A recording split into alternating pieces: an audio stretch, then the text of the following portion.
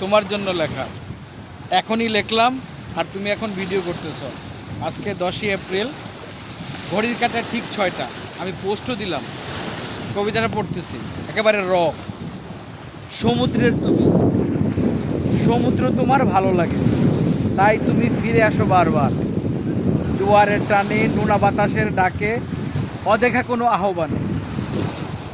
আমি তো সমুদ্রের কাছেই থাকি, ধীরে ধীরে আমিও সমুদ্র হয়ে গেছি।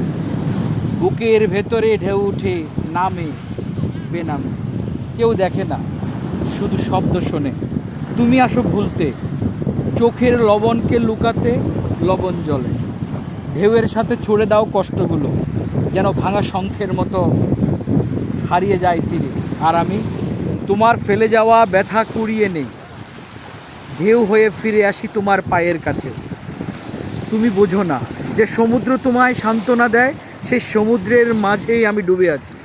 তুমি হারাও নিজেকে, আমি হারাতেই তোমাকে। দুজনের মাঝে শুধু জলরেখা, তবু দূরত্বের গভীরতা আলাদা। যেদিন তুমি আর ফিরবে না, সমুদ্র থাকবে, ঢেউ থাকবে, কিন্তু আমি হয়তো নিঃশব্দে শুকিয়ে যাব তোমার না ফেরা জোয়ারের অপেক্ষায়। সমুদ্র তোমার ভালো লাগে আর আমি নিজেই এখন সমুদ্র। কেমন হলো? এক